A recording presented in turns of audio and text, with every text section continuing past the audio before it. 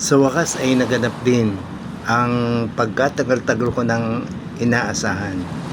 Ang pagkatagal-tagal ko ng pinapangarap na makarating sa katihan at makapanguha ng iba't ibang ng dagat.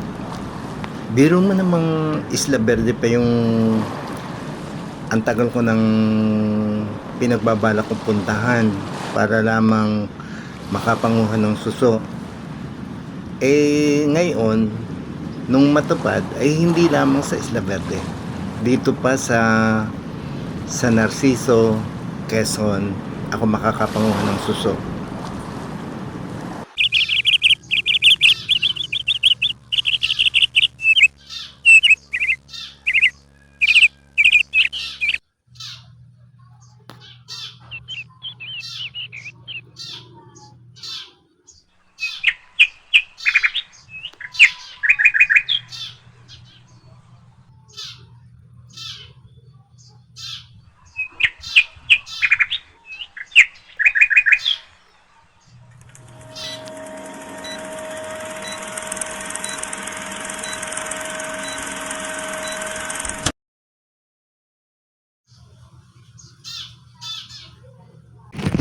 Ganito pala dito sa Quezon kapag ka low tide, napakalaki ng katihan, napakalawak baga.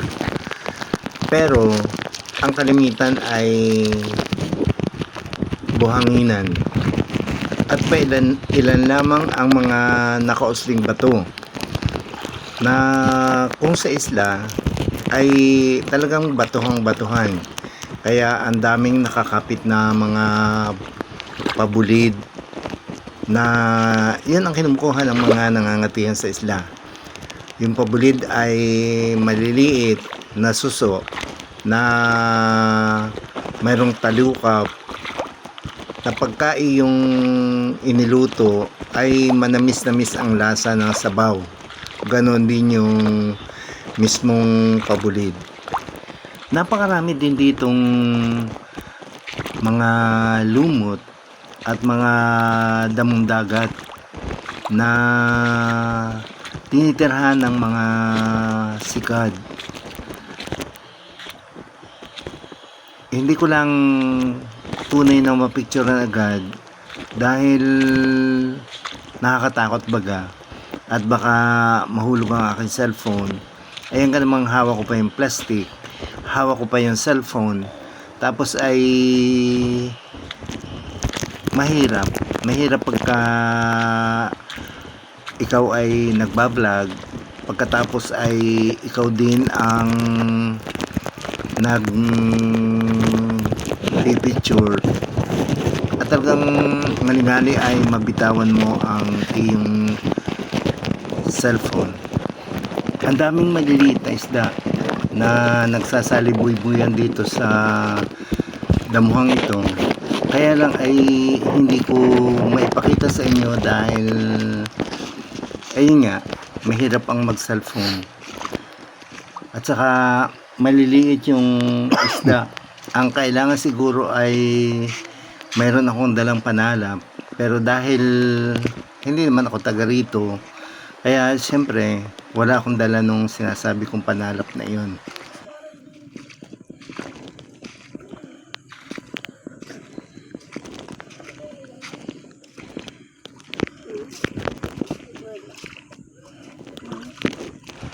Ito yung mga kasama ko, ang aking asawa at saka ang anak kong bunso, nakakaputi, nakapayong, dahil sa totoo lang ay umuulan ka dito.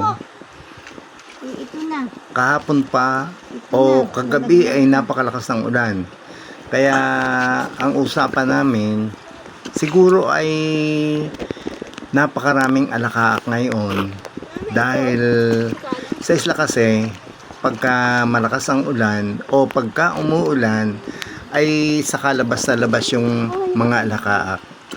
Yan, nakakuha ang ako nakakuha ng ayun ang tawag doon sa amin ay babuyan. Nakita ko sa ibang vlog na Kung hindi nyo alam yung alakaak ay kamukha noong nakuha ko kaninang babuyan. Kaya lamang yung babuyan ay meron kasing matigas doon sa likod. May parang backbone. Ay yung alakaak ay wala. At malambot lamang yung alakaak. Nakita ko dati sa vlog, hindi ko lang matandaan kung kaninong vlog, pero yung babuyan ay ginagawang sitsaron. Kanilang inilalaga dahil ang tigas noon. Pagkatapos ay kanilang tinutugka yung maraming scales o hindi ko maintindihan kung scales ba gayon o bato dahil napakatigas sa likod at madami yon. Pagka naalis yun Dapat kanina. at medyo malambot na, ang ginagawa nila ay ibinibrad maghapon. Pagkatapos magpapakulo ng mantika, yung madaming mantika para deep fry. Pagkatapos yung kanilang pinato yung babuyan ay ilulubog nila doon. Ayan ang mahuli dito. At iyon ay magiging sitsaron. Dito sa parteng ito ay napakaraming bakawan. At doon sa lugar na iyon ng mga bakawan ay doon daw ang mga locals nangunguha ng alimango. At saka ng minsan nakakakuha din doon ng hipon at saka yung mga lukan o yung mga shells. Clams pala ang tawag doon. Tingin ko kung gabi ito at nangilaw kami, tsak na ang dami naming mahuhuling isda dahil sa ganitong lugar sa Isla Verde ay napakaraming isda kapag ka ipangingilaw. At saka siguro ay napakarami din naming mahuhuling pugita dahil naglabas ang pugita kapag kagabi. Napakaganda nitong kanilang mangroves dahil hindi masyadong siksikan na katulad ng mga nakikita ko online na talagang mahirap sumuot ang mga tao. Dito ay medyo layo-layo yung mga puno ng bakawan, kaya po pwede kang sumuot. Pero hindi na namin ginawang sumuot doon dahil mahirap din, dahil maraming tusok-tusok ay baka matusok ang aming mga paa. Yung sinasabi kong tusok-tusok, yun yung mga sumisibol na bakawan. Minsan napakatitigas. Katulad niyang inyo nakikita, yung may itim na yon ay napakatigas noon. At kung mayayapakan ninyo yon ay baka sumuot yun sa tsinelas.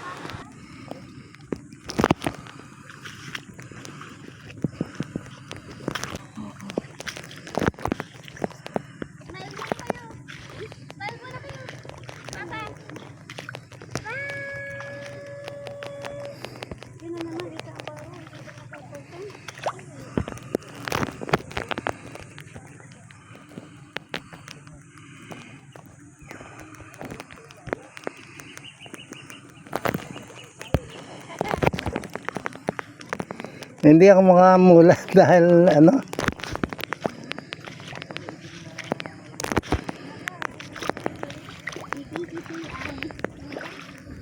Mahal yun. Nasaan? Picture ko. Dito pa ito yun. Dito pa ito pa.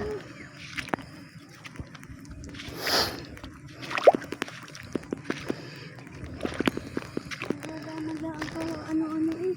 Wala man lamang ka naglabas inaambon. Doon ito sa isla ilabasan ang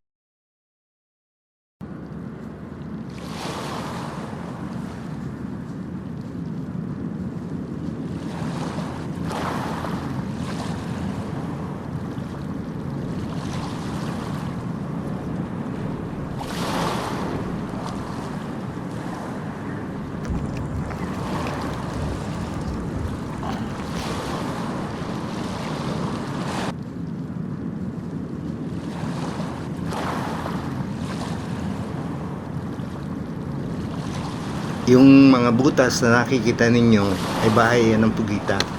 Pero hindi namin nahuhuli yung pugita dahil malalim ayon. Kailangan ay meron kang pasundok na bakal o kahoy para siya ay lumabas. Yan naman pinagkakabalahan namin ni Utoy na yan, yung matitigas na nakakapit sa bato, ay tunay na nadiskubre namin na yung pala ay mga talaba. At napakaraming talaba. Kaya lamang ay hindi naman kami makatugka dahil wala kami dalang gulok o kaya ay pangal man lang. At ang ginagamit namin sa pagtungkab ay bato lamang. Nabasag, talabang baba. Yan, ganyan lamang ang aming kinuhang talaba. Kumbaga ay kumuha lamang kami ng sampol dahil nung aming biakin ay nakita namin kaliit naman pala ng laman noon. Ako nabasag.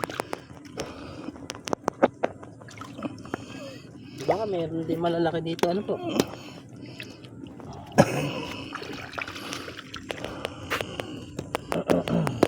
Pinahirapan ako nung isang yun ay nadurog na yung pang hampas kong bato ay hindi pa rin nakukuha.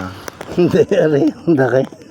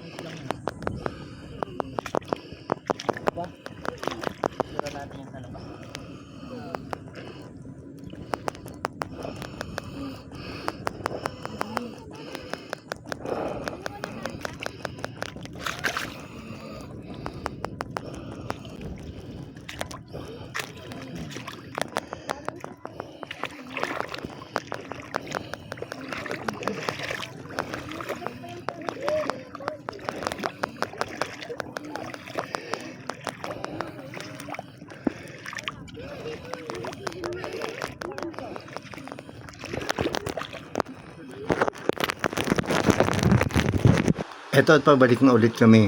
Ito din yung dinaanan namin kaninang mangroves na sinasabi ko sa inyo na pinanghuhulihan ng mga alimango.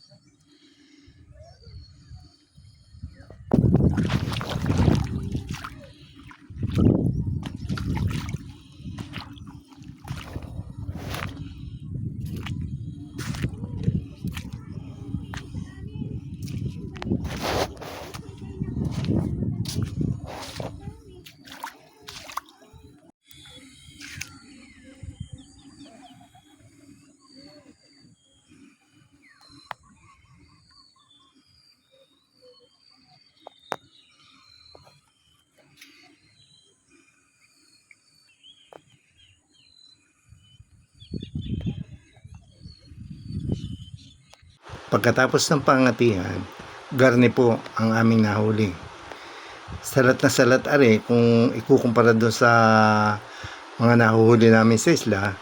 Pero dahil dayo lamang naman kami din ay di amin din na rin dadalhin at aming iluluto. Napakasarap na din po na rin pag nasabawan, nalagyan ng luya, nalagyan ng papaya at nalagyan ng dahon ng sili. Muli po ay ang aking lubusang pasasalamat sa inyong lahat. Maraming salamat po at palagi kayong naririyan. Palaging may nanonood ng aking vlog. Maraming salamat po ulit. Magandang araw.